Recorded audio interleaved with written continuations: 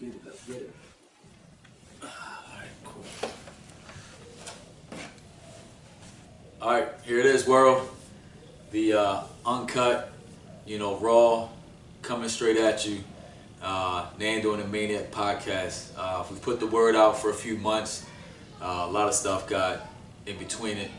But we're here, So hey, brother, appreciate get you. it. Everything that's going to be spoke about is going to come from the heart. It's kind of what we've been through in our lives, and what we've seen, and just as real as it gets. That's it.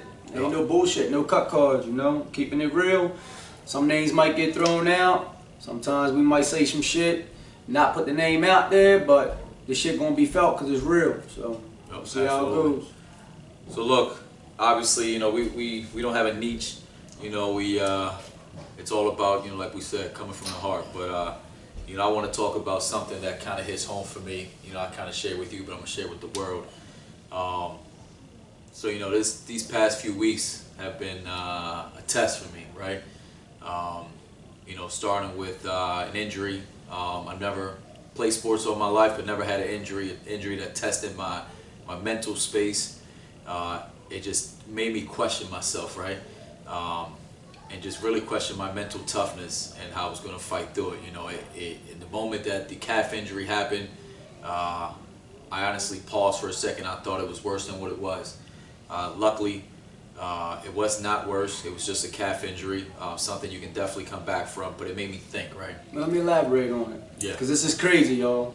So, leading up to the calf injury, my man's like, bro, something ain't right in my shit, my calf hurt. And us as being dogs is like, hey, you gotta push through this shit, bro. Like, this is what we're here for. You only live once, enjoy this shit, chase greatness, go hard. So, more of the story, that's what my man did. He went hard, he rode that bitch till the wheels fell off, and we here now, so. Yeah, no, absolutely. I mean, again, it was an odd injury. I went for a shot, felt the pop, dropped immediately. Everyone gathered around me trying to find out what was going on, and I honestly thought it was an Achilles, which is one of the worst injuries you could have as an athlete. And I love the nigga, but I ain't gather around him. I let that man get up on his own and walk off the court on his own like a man, for real. I was like Kobe mindset to me, it's like, all right, this motherfucker knew it was coming, you know what I mean? Because you felt it, it was just a matter of time. So, when he popped this shit, I was like, I want to come over there and like, let's get it. But I was like, let him have his moment, let him get up, carry yourself off, and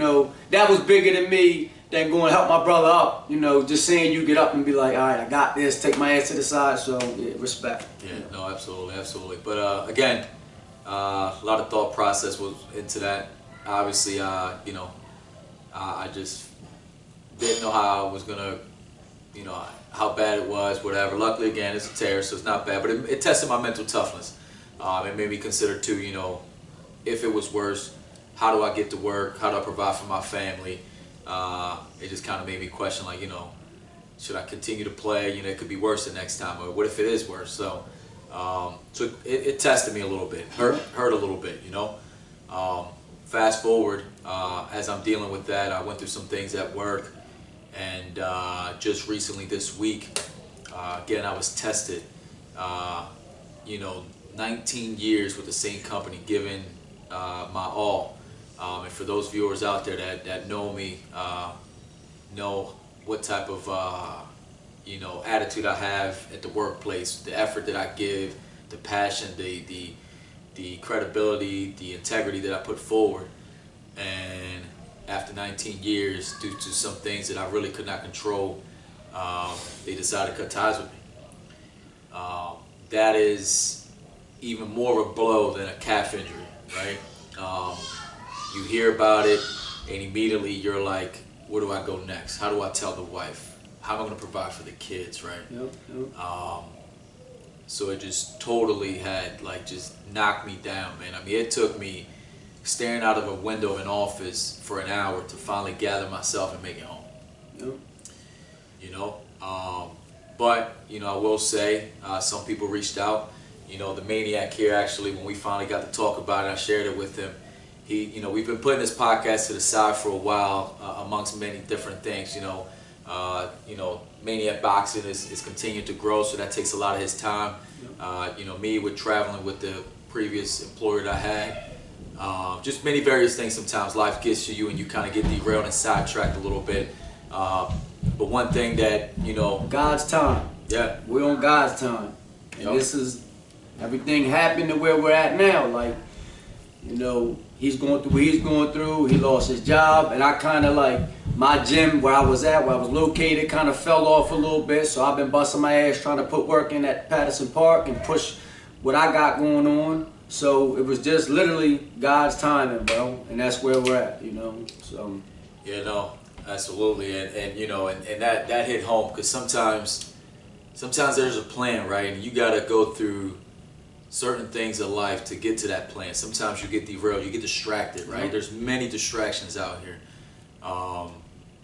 So it definitely set me back. And man, you know, there were a lot of kind words that came my way for the folks that didn't know what was going on with me. But the way you deliver that message, it hit home. Like, you know, you say, hey, pause for a second, look at it.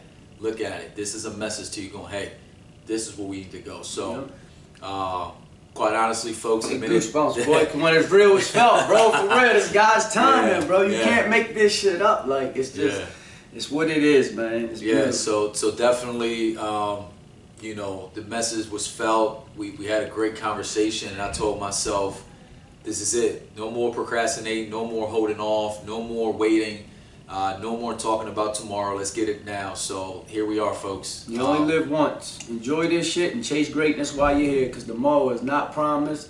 And my man fucking put in 19 years of his life. And I never worked with him, but just being on the court with him, just knowing him as a human being, I know it was a lot of blood, sweat, and tears that went behind that shit.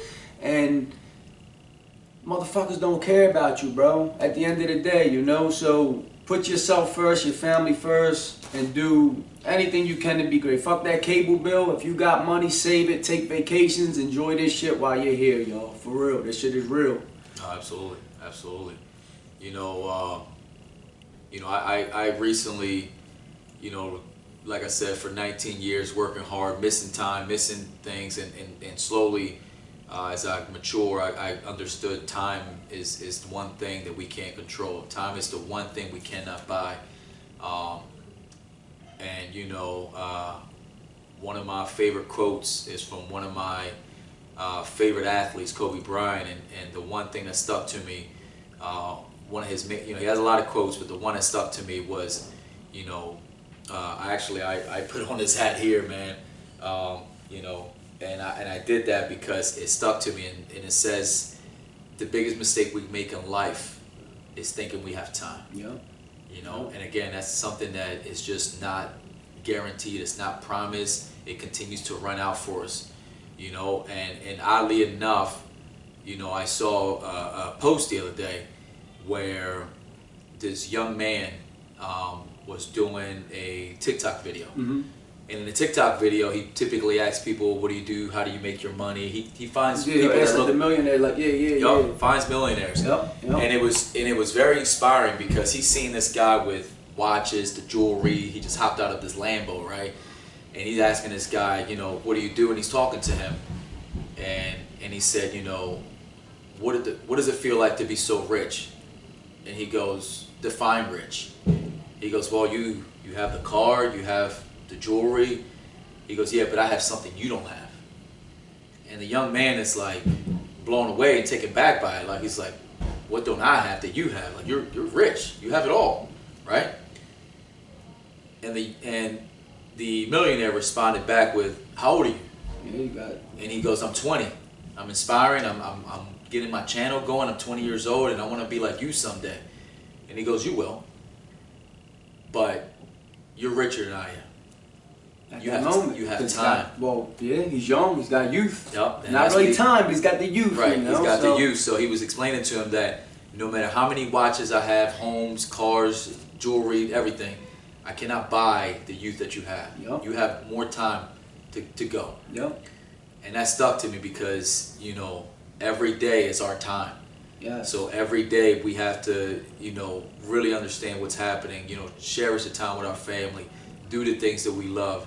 I mean, and again, my biggest take on my time is when I'm gone, what am I representing? What am I leaving behind? You know, Impact, right? Like my father, you know, love him. You know, if it wasn't for him, I wouldn't be here. But he fucked our name so bad that my whole life, which is in a good way, he fucked our name, because my whole life I've been chasing greatness. I've been trying to fucking bury what he fucked up to create a new opportunity and a new life for me and then my kids. I always tell my kids, I'm like, yo, I want y'all to be better than me. Like my son, he'll like to compare his life to mine and shit. And I'm like, Jay, you know, you don't know what I had to go through to get where I'm at. Like, can you imagine if I sat back and compared my life to my father's life?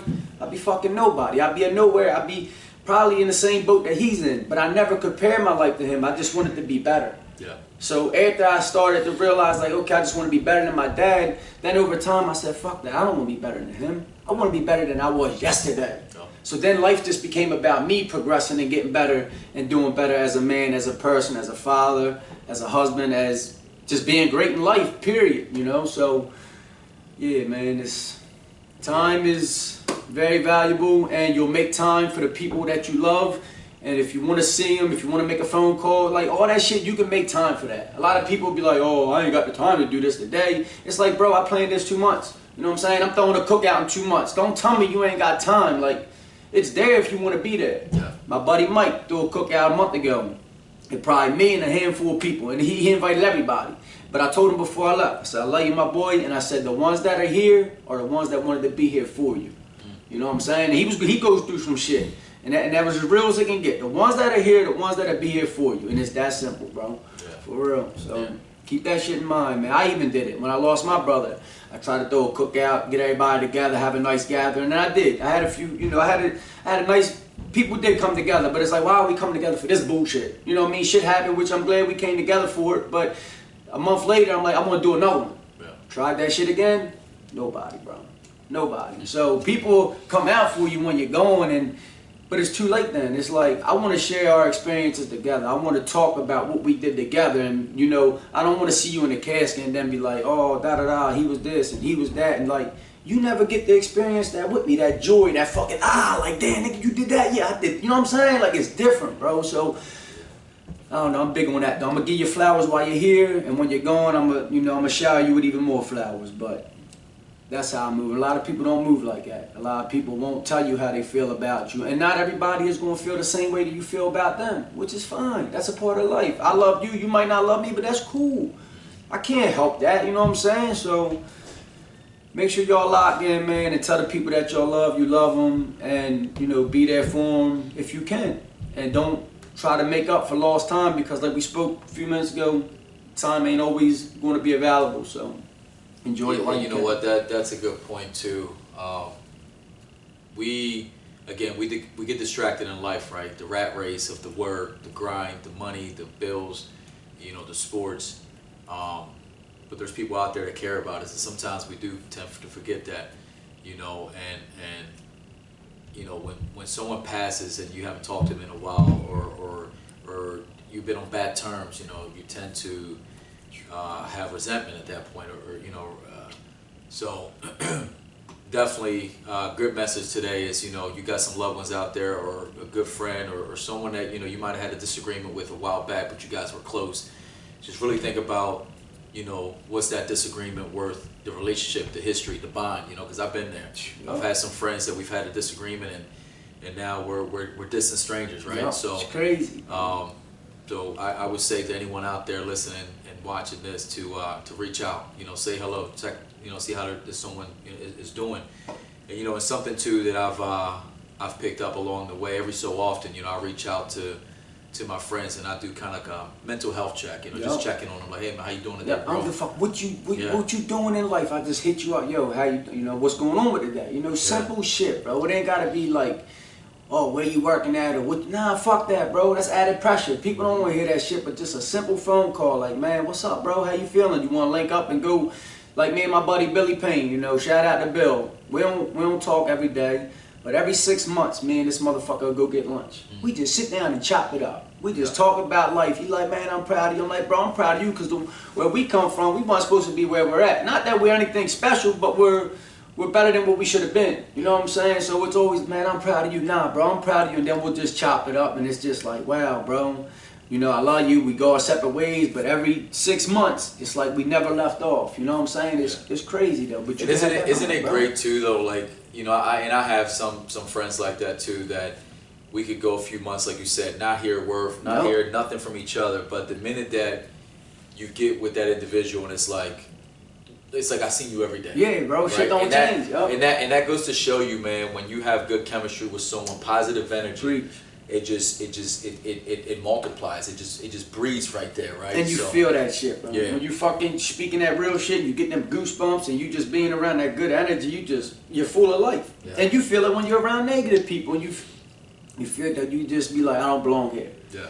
And I try to tell my kids that all the time. I'm like, bro, whenever you go in a room or a set or you're around people, whoever, and some shit don't feel right, excuse yourself. Because it's not right. You know what I mean? You might be having a good time. He might be, you know, everybody having a good time. But if I'm like, nah, this shit, I ain't vibing, this shit ain't right, I'm gone, bro. Yeah. You know what I mean? I had that, I went to a church.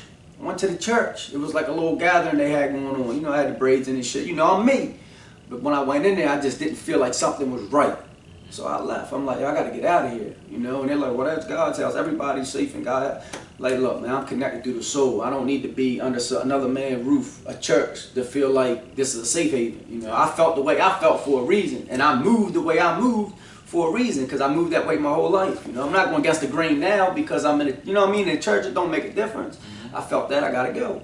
Yep. So, yeah, move off that, you know, that inner peace. If it feels good, it's good. If it don't feel right, get out of sight. That's simple. You know, and I think that's something that, as people, we forget, man, to just really follow, you know, I guess the common term is that gut feeling, right? Oh, but yeah. But it's that energy inside us, that other sense of where we at, how we feel about it, right? And sometimes we veer off of that, right? We don't trust it. We don't listen to it, you know what I mean? Yeah. Some people don't, and they end up in some, you know, like going on what you were going through, right? Yeah. You felt that shit, bro. You was like, hey, I was on bed, I didn't feel right. Like, I felt, nigga, that was God letting you know. Look, I'm getting goosebumps. Look, you see this shit, man? Look, when that shit is real, bro, when you speak the truth, Nando, you can't make this up, bro. Yeah. When you speak truth, this shit is felt, bro. Yeah. And you hit me, hey, man, you know, I didn't feel right. And, you know, and you felt that shit, bro, before it even happened. So I'm big on that. You know, I'm big on, I'm locked in from the inside, spiritually, I'm locked in, bro. And nobody can tell me otherwise, bro. No, I mean, absolutely, man. Like I said, I'm big on energy.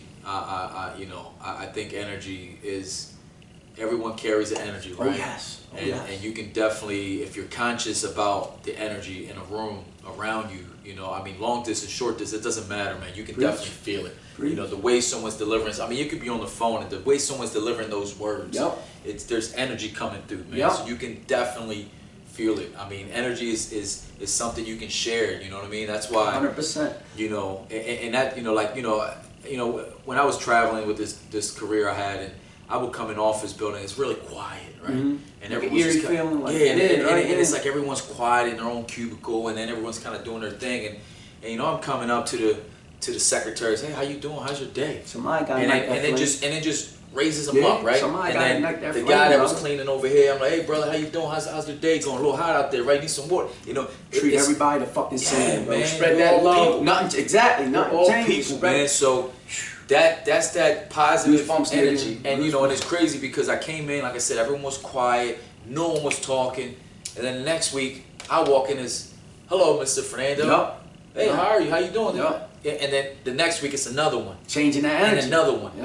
And by the end of the you know, about 2-3 months, I had people, every time they see me, they coming up to my car before I even get out. Hey, how you doing, man? That's God's work, bro. For real. You know, but that's, again, positive, just energy, positive communication, positive thoughts.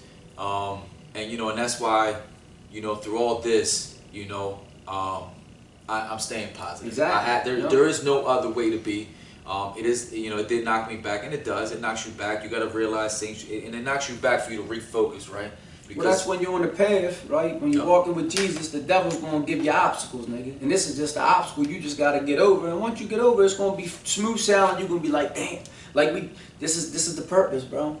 You know what I'm saying? If it wasn't for everything you're going through, we wouldn't be here right now. You know what I'm saying? So we just gotta keep elevating, bro. We're here for a reason. We wanted to be here for a reason for a while now, but we had excuses to not be here. Now it's like, bro, God said there is no more excuses. Yeah. You know what I'm saying? We throwing that shit out the window. It's go time now. So that's why we're here. And then there's people out here. I always tell people all the time, and people are like, nah, you're wrong. I say everybody that walks this earth has that flame in them. We all have that fire that burns, right? Some people shit's this big, some people shit is like an inferno just burning, like you can spread so much. And then you got people that extinguish that shit, that'll put out your flame any chance they get to think that their little flame's elevating them. Me, I don't want to put out your flame.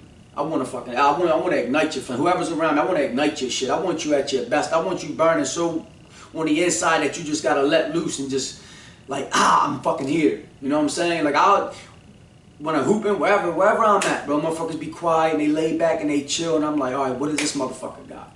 How can I bring out the best in him to make me be the best that I could be, to help elevate me, even if it's something small that man never thought that he had in him? I ignite that motherfucker, bro, and I bring that fire, and then it's like, damn, motherfucker, you can do that. You know what I'm saying? Like, don't tell yourself you can't do something, motherfucker, because you can do it. Once you started believing in that shit, bro, it's a wrap, man. So go out there and chase greatness, motherfuckers. Don't be afraid to be great, because you got it in you. So. Absolutely. Everybody has a gift, man. Yes. Multiple gifts in my idea. Preach, but definitely everyone definitely has a gift, man. You know. So let me ask you, man. I mean, obviously, you know, Maniac boxing, you know, and fitness and everything you're doing. How's that going? Well, since the gym slowed down, since I don't have the gym at the moment, things have slowed down. But that don't stop me. Yeah. That was like like God was blessing me, and the devil was like, nah, motherfucker, this is too many blessings, too quick. So we come, I don't have the gym no more, but it's like, so it did, same thing for like a week, bro. I'm sitting like, man, what the fuck? Like I had a good thing going, like what's going to happen now, da-da-da. And Tiff's like, motherfucker, what you sitting around for? It's Parks. You was doing this shit before you went to the gym. Like, don't let this shit stop now. So she like, motherfucker, get out there. So I'm making my posts, I'm out there. Now, shit ain't really been hitting physically. Like, I haven't really had a lot of clients, but my webpage, my Facebook, my Instagram, all my Maniac boxing shit on there, it's just boom, boom, boom, boom, boom. Like, I mean, this shit's going through the roof, bro. I had like over 1,000 followers just last week. So, but I gotta keep laying the foundation, bro. Yeah. You know, like I gotta keep putting in that work, and I do. And every time I get a little kid come by with their dad, they see me working, I see them look at the sign and shit, and I stop doing what I'm doing. I'm like, hey man, let me tighten you up real quick. Just yesterday, I tightened up the kid, the dad taking videos and shit, and the mom's all happy, like, yeah, you know. And the kid was so quiet and afraid, but I give him that good energy, you know. I'm like, hey bro, just me and you. You know what I'm saying? Let's have fun with this shit. I'm gonna give you 2 rounds, and man, boom, boom, boom, boom. I mean, he started pop. I'm like, you hear that pop? And then you can tell this kid never threw a punch in his life, bro. But once you see the excitement on him, bro, you're like, yeah, we got him. Like, that's that. And I just want to give back in life, bro. That's my big thing, you know? Yeah, so, I want to tell you this, you know, obviously, I've watched you do this a couple times, you know, in the gym with you. And the biggest gift that you have is making them truly believe, right? Oh, yes. And just grasp that. Goosebumps, Cameron. You can't make this shit up, bro, because that's really true. Yeah, like, I want you to believe in yourself, bro. Even us, you know, our brothers that fucking cold, 70 years old, bro, right? And I mean, he can spill so much wisdom and knowledge on us, but here I go telling him, motherfucker, hey, let's go. You know what I mean? Like, I'm like that fire, bro, because like his fire lights my fire, and that shit is just, man, it's beautiful, bro. No, so look, I tell you, look, for any of you out there who haven't seen it, man, come hang out one time, come get a workout, you know. You'll definitely feel the energy. The energy that this man here gives is just something to see. You know, I saw to him years ago, and we've gotten closer year by year, but the energy that he brings in any level of activity. I mean, you're talking about being a spectator at a sporting event, teaching and coaching is another level, and definitely playing against them and with them, it's a different level. So it's something that I really appreciate that. And I've told you that many times. The way that you just bring that energy is something that, you know, the weak don't understand. You know, and that's what I can say. Some people get discouraged by it, but those that are real, those that have that good energy, are attracted to it. They embrace it, and definitely, you know, for young kids that you know get to be coached by you and deal with you, man, is amazing, man. It's definitely amazing to watch, and I do appreciate what you do, because you don't see that every day. You know, the way you're able to communicate with the kids and you know, bring something out of them is definitely special. So that shit come from the heart, bro. Absolutely. You know what I'm saying? That shit 100% comes from the heart. I don't do it for no money. I don't do it for no, oh, look what he's doing. No, I don't do that shit for none of that shit other than me just wanting to bring the best out of people, bro. I say it all. It's one of my favorite lines that I say. I want everybody to be great, because when everybody around you is chasing greatness, there's no room for you not to be great. You know what I'm saying? Like, everybody's greatness is different, right? You know, I do this, you do that, she does that, he does that. We all ain't in the same boat.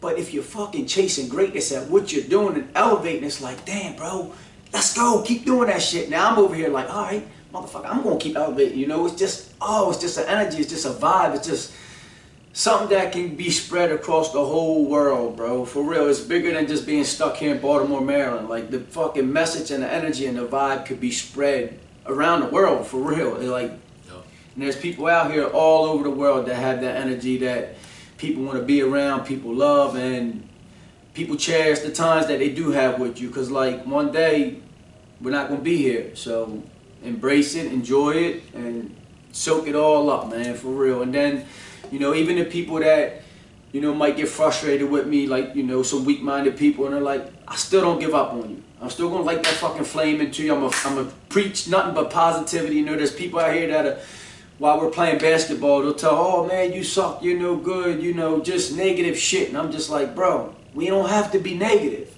You know what I'm saying? Okay, you think you're better than that man, that's fine. You prove every time, every chance you get you're better than him, that's fine. But why fucking keep putting him down, right? Let's build this man up. So that way when we come out here and play, he playing at the top level at his greatest. Now you can only elevate. If I keep shitting on you, putting you down, how do I ever elevate? I can't. I stay stagnant too. You know, you're never going above me, and I'm right here, but neither one of us elevate, because it's like, oh, you suck, and I'm better than you, so I'm going to just stay right here and watch you suck. Fuck that nigga. How you going to get better? How can I make you get better? Hey, go get a rebound. Hey, dude, there's other things you could do besides, most people today, they look to score, they shoot three-pointers. You know, that's the way the game is, a basketball. Nah, man, go get a rebound. Like, I don't know, bro. I get so locked in, and it's crazy, man. And you know what, though, if you look at sports, I mean, from a rec league to a youth league to I mean, the NFL, NBA, the best teams have that energy, right? Oh, yeah. I mean, from basketball, that ball's moving and guy scores and he high-fives him, gets a good rebound, or he gets fouled, they pick him up. I mean, that's that energy, right? Yes. You know, one of the things I love the most, I don't know if it was, I want to say it was Lamar Jackson's, I might have been his second year, and I might be wrong. I'm not the great at following all this stuff, but it was early on. And I don't know if you remember when Mark Ingram, the whole big trust and all that. Oh yeah, he believed in him, bro. That fucking energy, that fire, exactly. Bro. They believed in Lamar. Lamar believed in them, and it brought everyone up. And we didn't have big names all across. No, we didn't have that. Lamar was still learning, and you know, we thought we could get it all, but the season was exciting. The way the game was played was exciting. The energy. Bro, that was 5 years ago. You just mentioned it gave me like a little shockwave. You know what I'm saying? Because that was the energy, bro. Exactly, and you could feel it at home. You know, for those that were watching, I'm sure you guys understand what I'm talking about. You know, and remember the moments when, I mean, and even in interviews, they locked in together doing interviews, and they stood for each other. Win, lose, draw, didn't matter. They had each other's backs all the way through the end. And that's what life should be about, bro. Always having your brother's back all the way through the end, through the good and the bad. And if it's good, you praise him. If it's bad, you praise him. But you say, how the fuck can we fix it? Exactly. You know, I'm not going to go behind your back and put you down and say, oh, man, this motherfucker's a piece of shit because he dropped the ball. Nah, bro. How can we fix that? Like, last year, I started coaching my son's football team. Whatever my kids get into, I get into that shit, bro. Like, I can't... And I don't try to take over or be an asshole. I'm not that type of person. But I can't sit back and watch something not being done the right way. You know what I'm saying? Like, fundamentally sound, how can I build you up the right way? And then I tell people, whenever you get comfortable doing things the right way, now you can expand and make it your way. But let's at least know the fundamentals first. Right? Boxing, I want your hands up, I want your head moving, I want footwork, right? After you get comfortable enough doing this, and every time you throw a shot, your hands up, It's alright to drop them once in a while. You know, get comfortable. Be flashy if that's who you are. You know what I'm saying? Enjoy this shit because it's your life. Right. How do you want to perceive this shit? You know, I'm not here to take you through, like, you know, my kids. I'm not here to change everything about you. I just want you to know the fundamentals, the breakdown, and now you go and enjoy that shit. Right. At least let me give you that, you know? At least the foundation. At least let me give you the foundation, Absolutely. bro. And then however you want to take it, wherever you want to take it, man, enjoy this shit. I tell my kids all this is your life. I don't want no credit when it goes bad. I don't want no credit when it goes right. Because at the end of the day, the choices that you make are going to make you who you are. Yep. Right? I mean, the way I was brought up, I could have been like this, but I'm on the other side of the coin because I made those choices to be who I am. You know, we'll get into that another topic later. That shit gets I deep. tell you what, that's a great way to get into something that I wanted to talk about too. So, again, I'm big on quotes. I listen to a lot of motivational stuff, and another one that impacted me a little bit, you know, and this was before everything was going on, and you know, I actually shared it with my wife the other day, and it was about, you know, this very successful man. You know, was asked what's the best advice he could give anyone, right? And he said, look, you know, when I was 21, I wanted to be somebody. I didn't want to work for somebody. I didn't want to work for a corporation or have a boss or anything. I wanted to be a man for myself. So he said he saved up some money and he got a life coach, a business coach at $500 a month, right? So this guy's paying for someone to teach him the way. Takes money to make money. It does. It does. And you got to invest in yourself, Yes, right? Sir. You know that. Yes, sir. And he said, they asked him, he's like, so what did you learn during that time? He's like, honestly, I forgot whatever they showed me. But there was one thing that stuck to me from day one, and it's not what I expected. And the guy goes, well, what's that? He goes, he told me everything in my life is my fault. Preach. He goes, what does that mean? He goes, if you're in a job that you're upset about, it's your fault. If you're, you know, your health and fitness is not where you would like to be, it is your fault. Yes, bro. So we control, you know, our lives. We control our destiny. We control, you know, the outcome. the outcome. Yeah, the outcome. So that stuck to me because, you know, there are times that, you know, you're like, oh, I wish I could, you know, but you can. Yes, you can. You know, and you know, and I have a friend that, you know, me and him have spoke many times, and he, you know, he's in a position in a job, and you know, he wants to do more, and you know, I'm like, look, it'll come, you know, but you gotta go get it. Yes, you gotta know? be a dog. And if it ain't there, then let's go to the next step, you know. And so, you know, I know it doesn't sound as pretty as people would like to hear, but for everyone out there, you know, if you're unhappy with something, if you want more in life, if you want more for yourself, for your family, you know, better health, you know, I say this to you now, take control, you know, don't let it be your fault, go take control, you know, and that was a great message on that. Don't make fucking excuses on why you can't do something. Make an excuse for why you can do that shit, bro. Yeah. Stop. Everybody is so quick to make an excuse why they can't do that. You know what I'm saying? Fuck that. I wake up and I make excuses why to do it. Like, I'll go running, I'll put my fucking sauna suit on, my bands, my weight vest, and I put that shit on because that gives me an excuse to quit halfway through. So when I'm running, I'm like, all right, man, you can take a break. You got all this fucking hot ass shit on, it's 100 degrees. You know what I'm saying? Like, Maniac shit, bro. Like, motherfuckers I shouldn't even be thinking like this. But that's a reason to quit. But then I get there, when I hit that I need to quit and take a break, the dog in me like, man, fuck that, nigga. The fuck you want to quit for? You put this shit on. Now you got finished with this shit on. You know what I'm saying? So then but the more the story, you can it's you against you. Yeah. You can talk yourself into quitting, or you can talk yourself into going that extra mile and finishing, bro. For real. And I'm big on, we got two paths in life. We either gonna walk with Jesus, or we're gonna dance with the devil. And y'all know what dancing with the devil, that's the drinking, the smoking, the partying, doing this, doing that. The fast life goes quick. Or you can walk with Jesus where the walk's long, slow, you got to put in that work. The devil's going to come by and put shit in your way, obstacles that you got to get around, but you stay on the path with Jesus. Everything that you ever dreamed about will come to fruition, bro. You just got to keep putting in that work. And we're on God's time. You know what I'm saying? I might want my Maniac shit to boom 3 months ago. Let's go, I want it to boom. But it's like, nah, bro, I'm on God's time. Whenever he wants my shit, so I tried Chisel Che Fitness. When you go back and look at my Facebook shit, that's like 7 years ago when I first got into the, you know what I mean, trying to push my agenda, right? And it was like, this shit got nowhere. And then here you go, 4 years, 5 years later, it's like, okay, Maniac Boxing and Fitness, this the shit. This is, then this picked up, and it's like, bro, stay the course. No matter what the devil tries to throw in our path, to fuck us, we just gonna stay the course, bro. And greatness is gonna come out of this shit. And I feel that shit, I dream this shit, I believe this shit, I put in the work for this shit, and it ain't gonna change. You know what I'm saying? Just gotta stay dedicated and humble, bro. Always stay humble, man. Like, I tell my son all the time, my son's big on like, oh, dad, I'm gonna knock him out. Oh, dad, I'm gonna hurt him. And I'm like, Che, you know, the sports that we in, the violent sports that we in, people get hurt. You know, people die. Like, this shit is a part of life. Don't go into that shit saying, I want to do this type of shit, because God will humble your little ass so motherfucking quick. I don't care how good you think you are, but God will humble that ass. Go in there wanting to win. God, actually, don't even go in there wanting to win. Go in there not wanting to lose, because then you're going to win. But if you go in there, I'm going to win, I'm going to knock him out, I'm going to hurt him, I'm going to kill him, all that bad energy, God gonna humble that ass. And I try to teach him that all the time, bro. Go in there, whatever happens, happens. If something bad does happen, you can't feel bad, because this is the sport we chose. You know, it can happen to any of us. So you can't be guilty. Don't live with guilt the rest of your life if something does happen. But don't go in there with bad intentions, bro.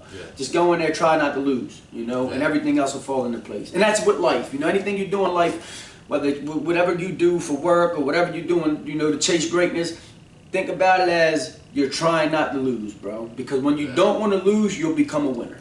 I agree. But you know, and you're right. But I know, like, with, you know, especially kids are young, you know, you got a couple young kids. Obviously, I got one, and, you know, my other ones were grown.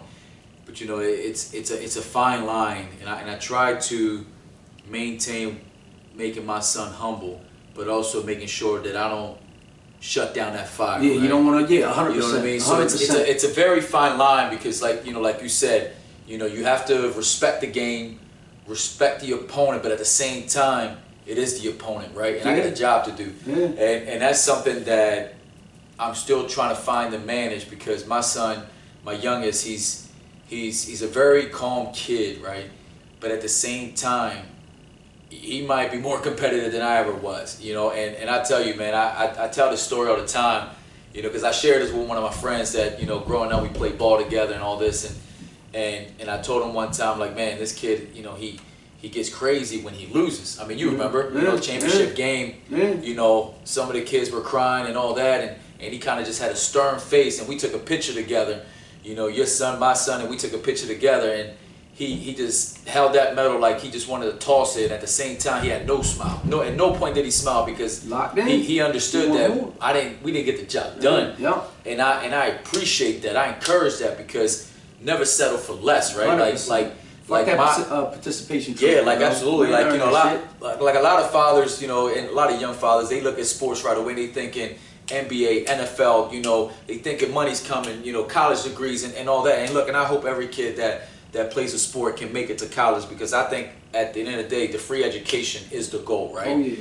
If we can do that, then we're doing something. But the one thing that I do always tell the parents, and I tell the kids, is sports are gonna bring something out of you, right? And so, I mean, again, we're touching on sports. Let me ask you something. I mean, you've been following what's going on with the women's basketball team, the Team USA basketball team? A little bit. So there was a little controversy there, and you know, about Caitlin Clark. I'm sure you know who she is. Oh, elevated the game, bro. Elevated the game. For real. Has brought in a lot of people to watch. Brought a lot of media. The proof is in the pudding. Yeah, 100%. It's there, bro. So they decided to not include her into the Team USA. Craziest shit ever. And yeah, absolutely. And I thought, you know, if you want to say she may not be the best player right now, you know, we can argue that. If you want to argue that, we can argue that. Still one of the best players in the WNBA right absolutely. now. Rookie, you know, coming out, crushing. Like, absolutely. She's going to be it's great. It's an agenda, bro. And she just don't fit it at the moment. It's bullshit. So the way so someone tried to explain it, and I honestly don't recall exactly who, but the way they explained it was, she started off slow in the season, which they did. You know, she's a rookie. Bro. Yep. So you gotta acclimate her to the speed of the game, the physicality, the talent, the traveling. Right, 'cause it's a little different too, right? They're traveling a little different in college. So she got off to a slow start. The Indiana Fever, they were not winning off the jump. You know, when they got started. The last 4 or 5 years they had losing records. Right, You know what I mean? right. They've been drafting good, so. Right. So their I guess reasoning was that she was having a slow start to the season, wasn't 100% there. They wanted to put the best, I think it was 11 or so or 12 on the team. My argument with that is, you know, she is selling out arenas, creating contracts. How great would have been that she is representing the country at the highest level on the main stage, the world stage, you know, alongside some of the other best, you know, women basketball players for our country. And it would have sold out jerseys. It would have just brought so much more attention to the WNBA. And they were bringing up just salaries, and salaries for a WNBA player. Some of the top salaries are about the salary of that guy that you see at the very end of the bench, you know, in the NBA. You know, so if we want to empower our women athletes, that was the wrong call. Oh, 100%, bro. You know, 100% wrong call. You ask any little kid right now that plays ball or knows anything about WNBA, they're going to name Caitlin Clark and Angel Reese. Yeah. That's who they're naming, bro. Yeah. For real. So, like, this is a new wave of WNBA, and y'all better put some respect on both their names, but definitely Caitlin Clark, man, you gotta love her for what she's doing, bro. She's bringing so much excitement to the game. Literally, like, I mean, I never watched WNBA until, like, recently I popped on, you know, a game just to see her go out there and fucking shoot 60 feet jumpers. Boom, it's like, damn, girl, you like that crossover, dropping dimes. I mean, yeah, it's all-around exciting. game. I mean, Defense. it's exciting. I mean, she has a complete package in my eyes. Yes. I mean, you know, she's a willing And you know who brought that ass up, though? Don't sleep on the Mamba, boy. You know what I'm saying? That's Mamba mentality, bro. Like, that's greatness right there, bro. Yeah, It's no, absolutely. Man, that shit is beautiful to watch, though, for real, bro. So now, while talking about Team USA, I don't know, have you watched any of the men's? I know they're dominating. Not really. I watch highlights. Well, so let me say this. So they're dominating. So they dominated the actual games, but they had a close game against Sudan. You know, I believe it's a country in Africa. And it was interesting, and that to me is clear example of underestimating your opponent. Well, you gotta think too. Like I try to tell people too, right? You know, even like us when we play, if I put together a good team, I'm doing less because I'm depending more on you, right? So that takes, and I'm literally taking away from my game because now you put me with a team that's like, all right, we can win with them if I go hard. Right now I'm out there trying to dominate. So when you get this group of guys that are all top guys, you know, they should be out there, you know, dominating, but you get a little bit lazy because you become a little bit more dependent on the next man because you know what he's capable of, you know, and he's thinking, well, shit, you should have got that rebound. I'm like, well, you should have got the rebound. So, chemistry, bro. And then you're playing these world teams. I mean, these fuckers play all year long together. Like, they locked in. They know if I'm coming left, I know you're cutting right. You know what I mean? They're on the same page. So that's another factor, too. And the world's getting a lot better, bro. Yeah. The game is evolving. No, absolutely. The game is very global. I mean, I love it. It's growing. The you know, other leagues and other countries are definitely, I mean, they're there. They're exciting. You know, but you know, I tell you something, and a lot of people don't know this. I don't think anyone really catches on to this, but anytime that, you know, I never want to play with the best team. Me neither. It takes away from you, bro. There's a I don't know exactly the best word, but that's that fucking dog. There's an attitude that I have that I want to play with who I think fits me. Yep. You know. Yep. If you know, because I've you know, pickup ball, for example, you know, any playground you go to, there's a few guys that you know that can get a bucket or whatever, but will they rebound?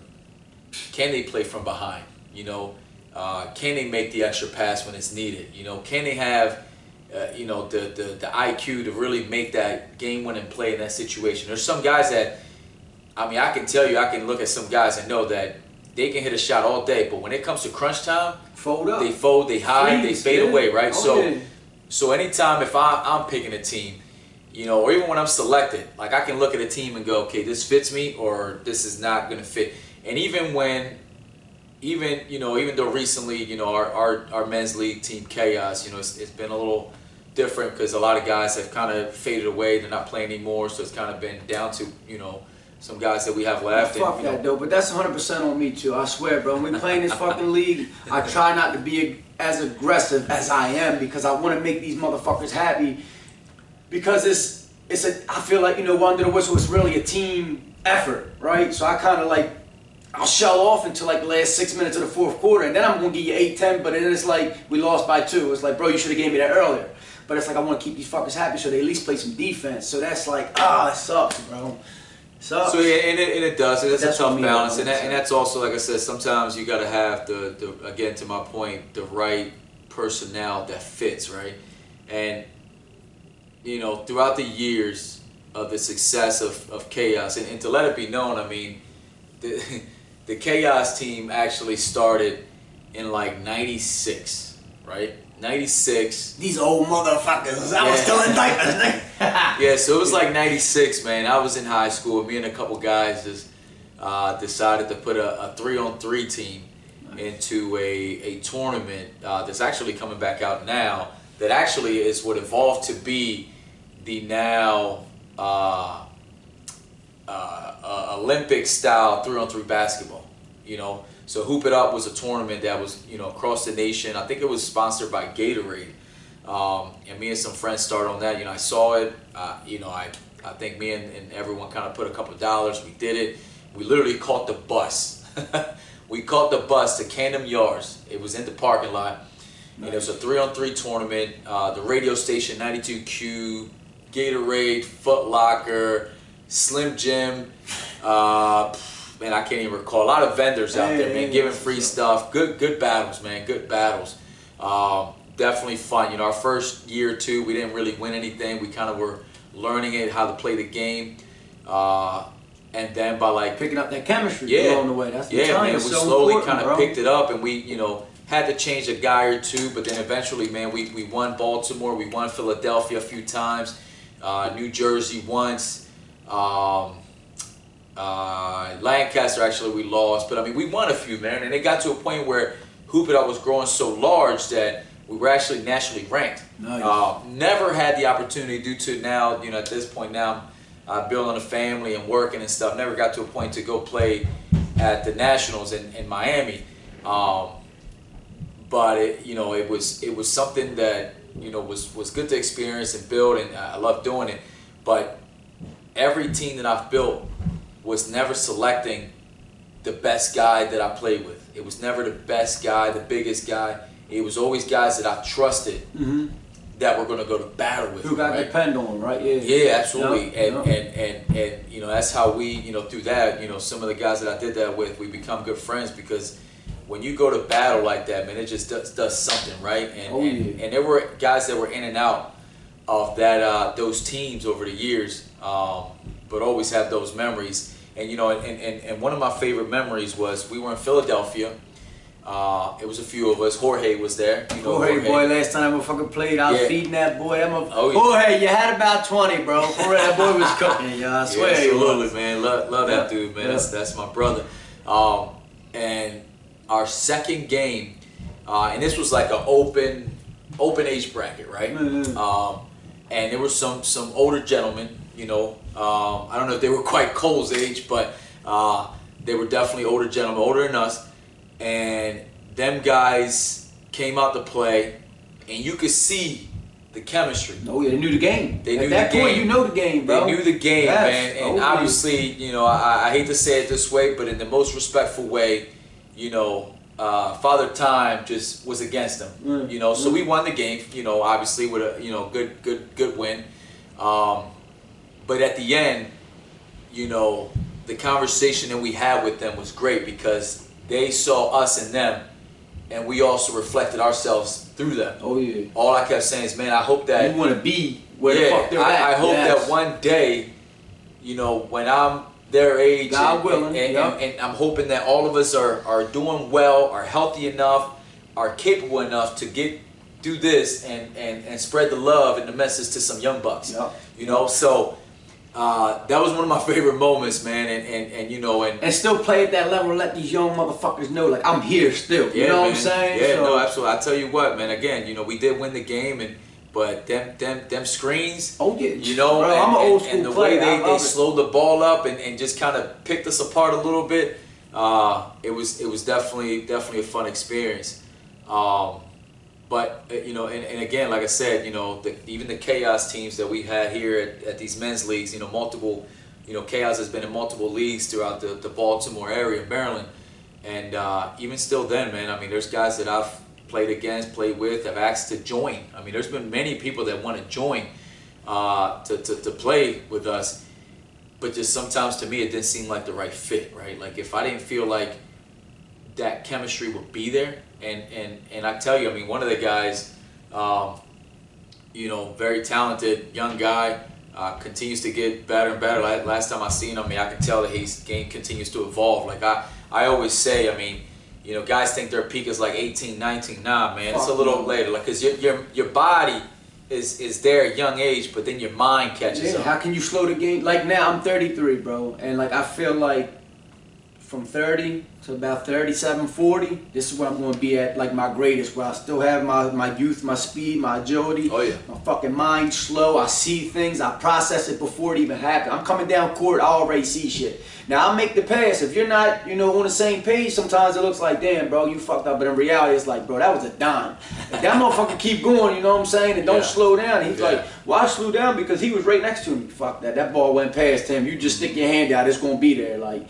But yeah, so no, I hate when people, once we hit 25 and shit, like, I'm old and shit. Nah, bro, you ain't old, bro. Fuck that. You ain't old till you're 50 and you're on the next part of the life. You know what I'm saying? Right now, 30, 40, going into 50. Once we hit 50, then we can say we old. But right now, man, enjoy this shit. You still got it. No, absolutely. Oh yeah.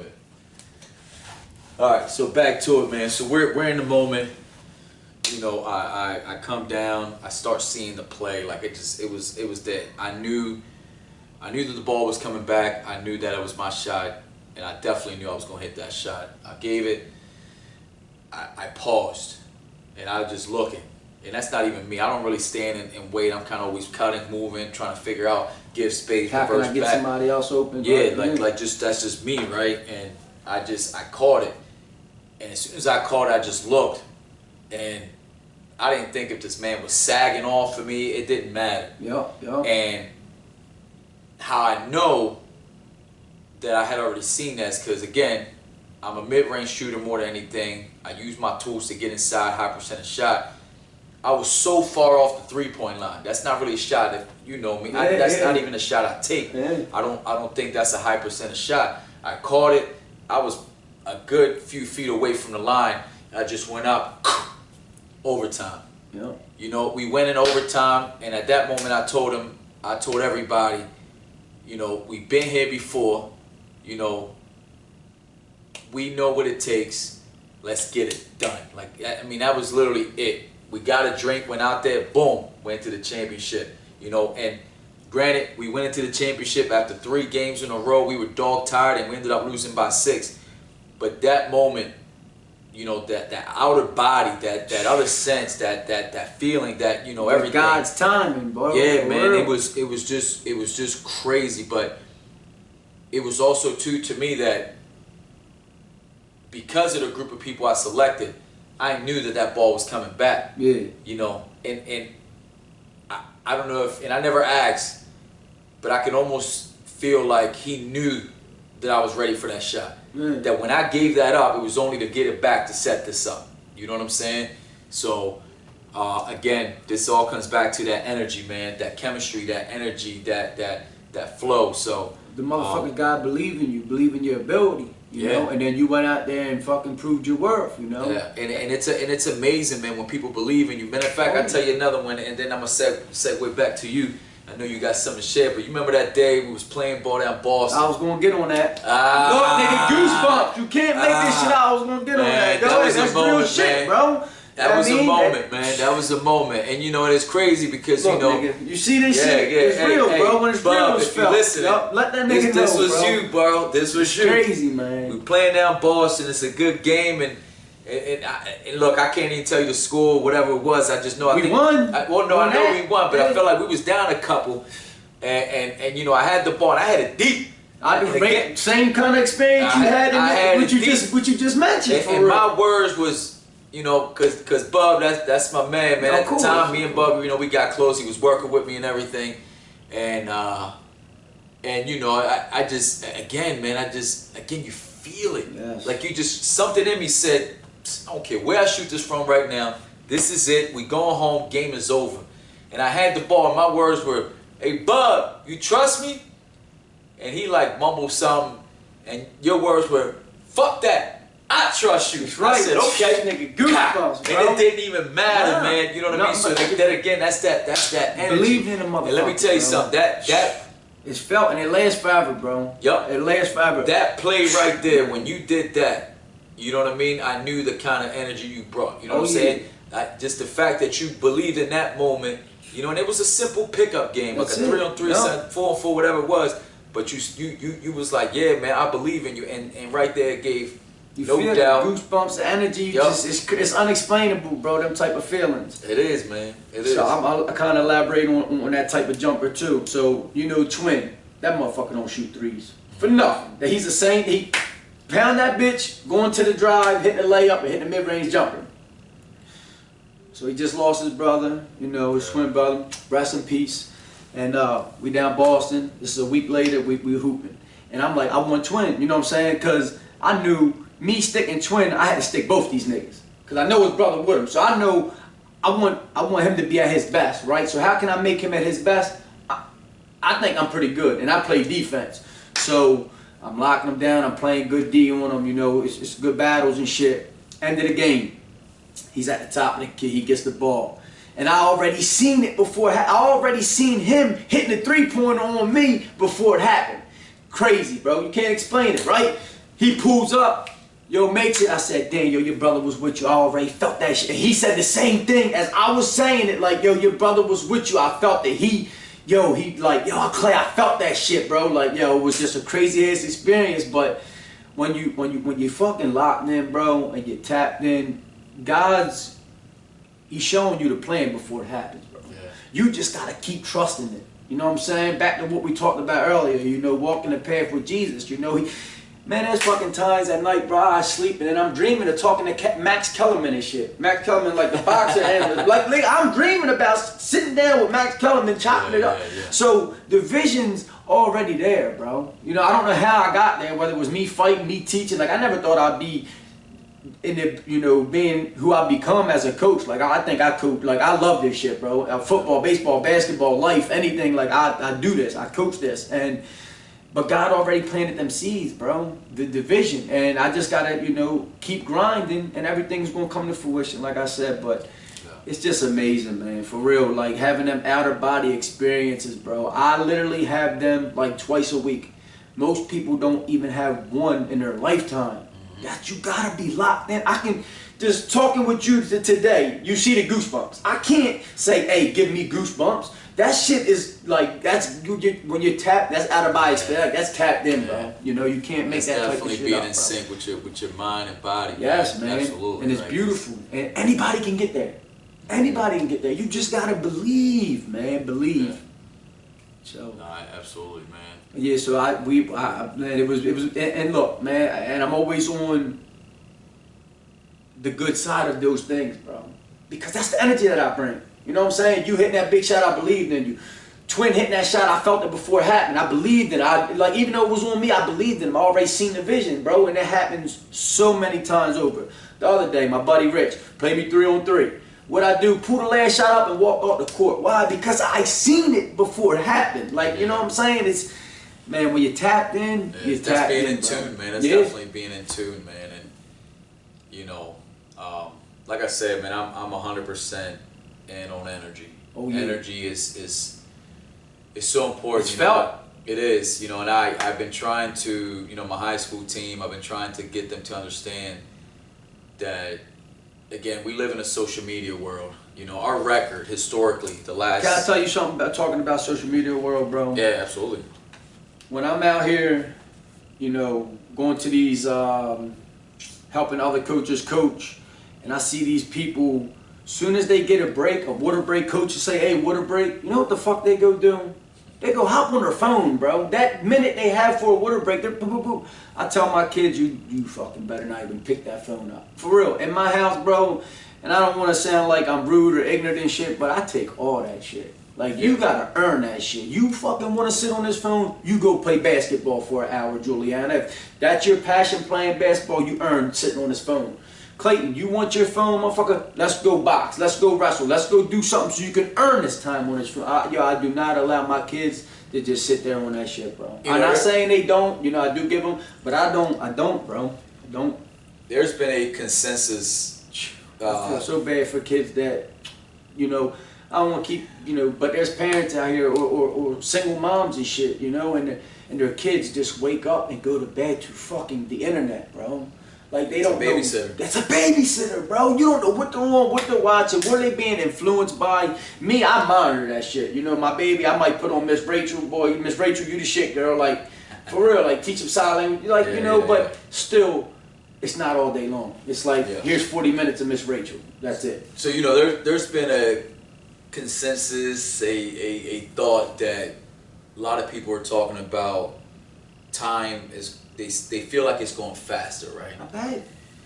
And to me, I think I don't think time has changed because, the clock ain't going faster, right? But I think how I make logic of it is, I think that we're distracted now more than ever. So we're losing time in our day. Valuable time. Like I tell you something, for years, I was against the iPhone. I finally did it because my family has it, the FaceTime, and I started traveling for work, so I was like, you know what, let me just do it so I can see my family when I'm traveling, and there's some conveniences in it when you're connected to the same provider, right, the same phone. But I can also tell you that, and I don't have a lot of social media, but it made me, because of having social media and having the iPhone and the stuff being on there, it made me look more. Oh yeah. And these devices are so,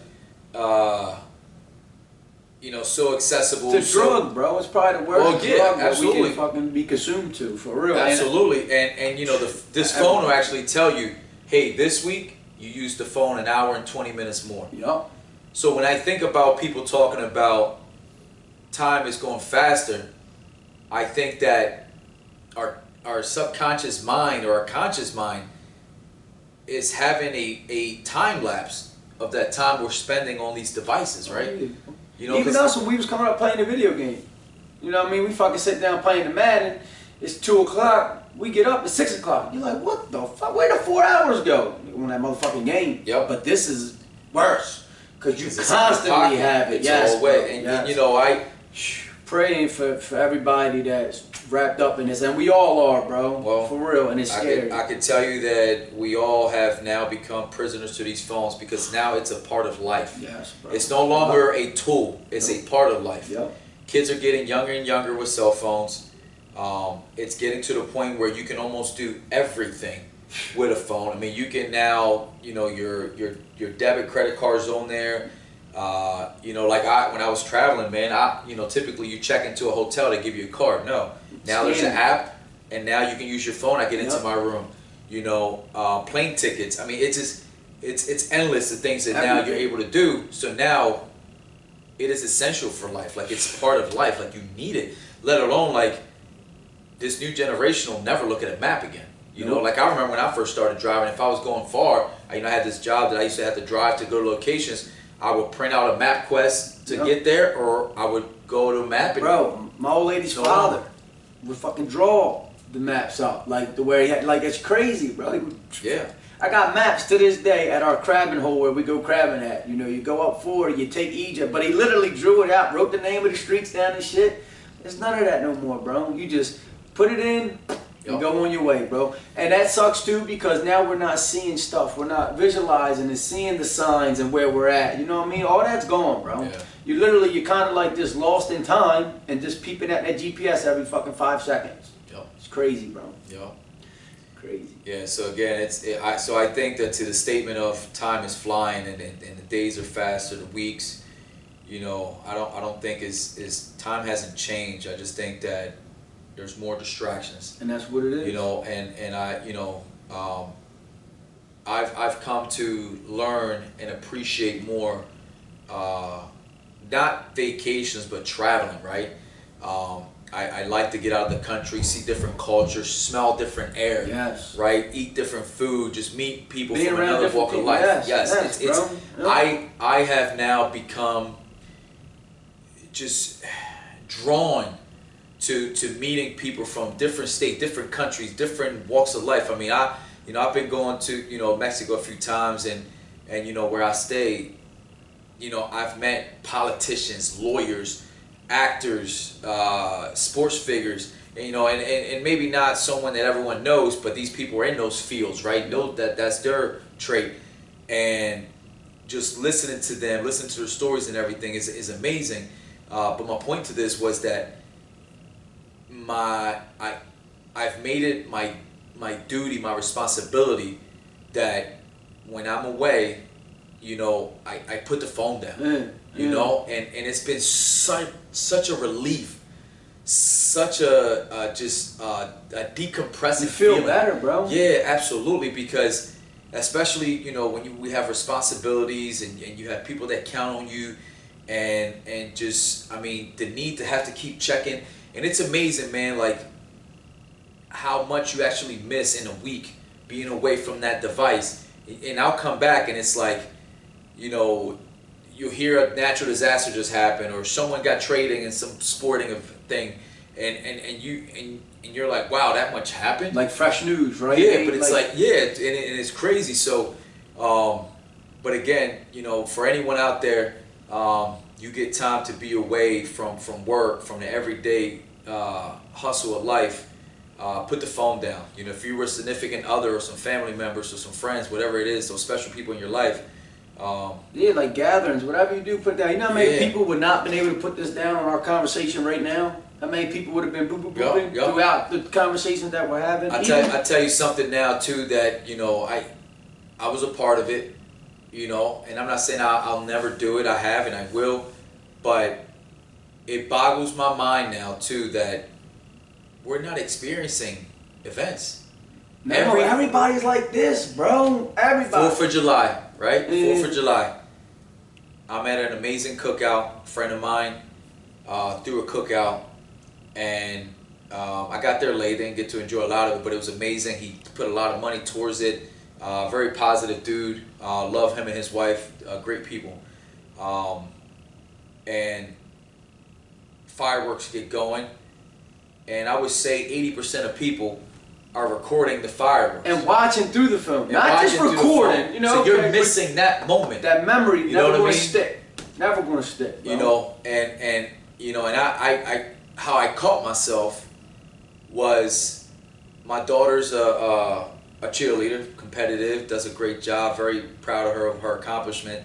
I'm at like one of her regionals. I don't know if it was this year or the year before. I think the year before, her junior year. And I'm there, and my wife, she always record her because she wants to see how good she did. Cheerleading is a little different. You get about 2 minutes and 30 seconds, and it's win or lose. But you want to though, right? That's that fine line as a parent, bro. Right. Because like when I go to Clayton's matches and shit, or whatever, Bentley, whatever, and I tell them, like, Che, I'm recording, so I never really get to fucking experience that atmosphere, that energy the way I want to, Right. because I'm doing this for him to have something to go back and say, damn, I did that. So as parents, bro, we do sacrifice. We do, and we sacrifice. But like I said, Bro. my wife always records, and I've missed a lot of her stuff because different reasons. But anytime I'm there, I'll tell my wife, give me the phone, I'll do it. You enjoy, Yes, you right? enjoy this, yeah. You enjoy. Yep. So I Nice, did that's it, good shit. Yep. and I felt like as I'm recording the routine, like something caught me, right? And I look around, I see that everybody is doing the same. It takes away from you. And You can't engage the way you. So I finished recording that, and I expressed that with my wife, and I told her, look, you know, I'll help you record, but we gotta do it differently, right? So the next time, you know, I think it was a state championship, and I actually just saw it today on my phone, man, going through some memories on my phone, and I did record, but I made the conscious decision not to watch to the phone. Yeah. And let me tell you, man, so I just kind of put it like this. I checked, I just held it, and I enjoyed it, and I did not focus. And look, and I may have missed it. She may have been mad at me. But I didn't want to miss that moment, right? Up here, you want to keep that shit. When you're 80 years old, you fucking ain't going to remember looking at that screen. But when you fucking laying there on your deathbed, you're going to be like, all them fucking memories. Yes, you're going to reflect on all that life shit, bro. That's why, like, when we're driving and shit in the car, and like she'll give the kids the fucking phone or whatever. Nah, fuck that, put that shit up. I want you to visualize where you're at. One day you might fucking be here lost, and I need you to be able to say, oh, I remember that house. Oh, let me get back home. Man, visualizing is important, bro. And I'm big on that shit. I swear. I ain't no saint. I sit on this motherfucker too. Yeah, don't get it twisted, bro. Like I ain't perfect. Like I probably spend 3-4 hours on a day on this shit, which is insane, bro. It's crazy, it's sick, but I am conscious of putting that fucking thing down, bro. Like basketball, if I'm out socializing with people, whatever I do, like I'm not off. Now if I'm in the house, I'm on some YouTube, I'm watching some boxing clips, you know, I'm trying to better I'm listening to some motivational shit, you know what I'm saying? You know, I'm not no and again, I mean, the phone is a great tool. I mean, I do the same. I'm you know, learning some things. I mean, because again, it's a great tool. There's so many ways. I mean, for anyone out there that says they cannot learn something, it's bullshit. You're bullshit. Yep. You're lying to yourself. 100%, bro. Because for real. the internet, the YouTubes, anything. There's so much information just being spilled out there.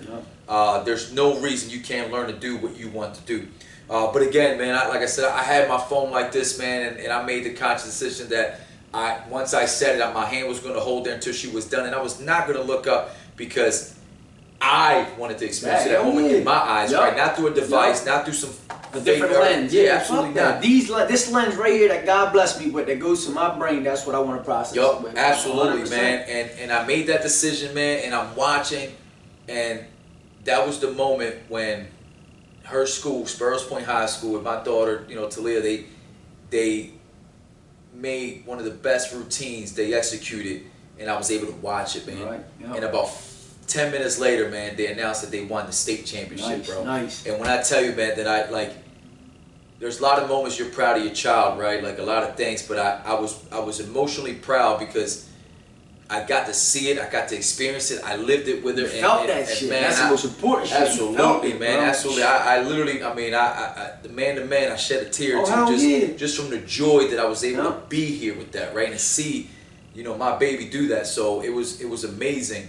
And it was so amazing that the following day, you know, I was coaching the high school team, and we're in the locker room, and I told the team that I just experienced something that I've never done. You know, a state championship in the high school level, never got to do. And I told the kids, I'm like, it's possible. Oh yeah. I said, it's possible, guys. You just seen it. You just witnessed that shit. I just witnessed this. You know, it took 4 years. It took time. It took dedication. Yes. It took work. Building. Blood, but sweat, tears. it's there, right? So I shared that with them, and it was impactful. That was your last year too? That was our last year, man. That's the fucking build up, bro. That's the God's time. Put in that work today for tomorrow, you know? Yeah. So it was, you know, again, man, you know, energy is everything. You know, when, like you said, when we're locked in, when we're in tune, it's just certain things you feel, man. And, you know, and it just more and more, I just keep getting in tune with myself. You know, I think I shared with you a little while back that I have recently really gotten away from drinking, man. You know, obviously I did it like everyone else. I partied, you know, and I still love to have a good time, but I just, I've seen what it does. I've seen what it can do. I've seen the mindset change, you know, and I value now being able to wake up and be the best me, right? Yes. Yeah, I'll be up tomorrow, 7 o'clock, Patterson Park. I'll be down there yoga, stretching, and fucking working out. Yeah, and then I'm gonna do Tai Chi at 10:30. That's my fucking life. Absolutely. And I tell the old lady all the time, because sometimes we bump heads a lot, and everything, we don't share a lot of common bonds. And I'm like, bro, why don't you come work out with me? It's a different energy. It's a different I just can't get her to bite. It's like, motherfucker, I'll get you out here. I'll get you out here one time, motherfucker. You gonna be a dog. You gonna love. So, but I don't give up, man. You know what I'm saying? I gotta keep. Let's get it. Let's get it. Yeah. No, absolutely. And the people that do come out and get it, like my brother today, he called me. Hey, you working out today? And it's so crazy how, like, God's time. I said, yo, mate, we just got them. I took the kids to Maniac Park so that way they could play and I do my workout shit. So it's a win-win. You know what I'm saying? Everybody winning. I'm like, yo, I'm at Maniac Park right now. You want to get this work in? Pull up. Me and Clayton's ready to get this work in. Yo came down, pulled up, put him through the little workout with me and shit. And when he left, he thanked me. He like, man, he wrote me and shit. Like, yo, thank you, bro. You know, I appreciate you, working with me and shit. Because I'm just trying, and that's another thing. A lot of people, they think that I'm gonna push them so hard and so fast. And it's like, nah, bro, this is the baby steps, man. We got to enjoy this journey. And then one day you could go fucking Maniac. But let's just get you started, bro. Because a lot of people will get so bent out of shape. I'm sure there was a dog at one point in life, but then they get out of shape. It's part of life. You get bigger, you give up on yourself a little bit. And then when it comes time to get back in the mood and get back in the swing of things, they think that they can do what they did previously. But it don't work like that, bro. Because in order to get where you was, you had to take those baby steps. So again, you got to get back on that horse and take those baby steps again, and then you're going to get back on the right path. And I always relate things to drugs and shit because that's the way I came up. I came up around that shit. Like an addict. They take baby steps till they get to that higher dose, right? And then a lot of them, they'll go to rehab. And then they come out and they putting that high dose in them again, and most of them OD and die. And it's like, bro, when you first started that shit, you wasn't up here. You made your way up there. So when you come back from, recovery and then staying up here, you have no chance. Yeah. So people don't give up on yourselves. If you're a little bit out of shape and you feeling down, just take the baby steps. Take walks and then go from walks to light jogs, and then from light jogs you add some sprints in there, and then you get some full-on jogs and chase greatness again. Don't ever give up on yourselves, man. For real. You can't. Absolutely. You can't, bro. Absolutely. Life's too precious, man. If you just give up on yourself now, there is no tomorrow. Yep. Look at fucking Cole, bro. You know what I mean? Like, I only knew Cole for 2 years, but that motherfucker motivates me, bro. Yeah, seeing man. a 70-year-old it's amazing man, to see that for sure, man. I mean, it's something to strive for. It's something that motivates you. It's something amazing, man, for sure. But look, man. Obviously, we've been at this for a while. A lot more to come. Everyone that's out there tuning in to episode 1, trust me, there's way more to come. Oh my God! We're gonna keep working through this, improving on this. There is no limit to this, man. We're gonna keep at it. A lot more to come. More topics, more conversations. More real shit. Yep, absolutely. Check out the Instagram. It'll be on the video. Nando and the Maniac. Yeah, Instagram. you see him. Yep. More things to come. We're gonna do some live events. We're gonna have some special guests. I got something I'm working on right now. Try to line that stuff up. We'll do some different locations. And man, brother, I appreciate it. It's been a long time coming. Always, bro. For real. Always for this shit, boy. Always great energy. The goosebumps, all that shit, man. You can't teach that shit, brother. That shit come from the heart, man. Yep, absolutely. So everyone out there, man, for those that are getting on, support us, stay with us. We're here. If you guys got any topics that y'all want us to talk about, share that.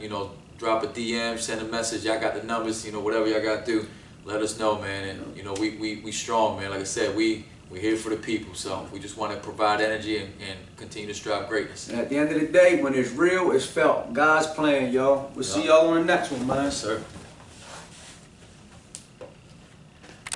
Man, that's almost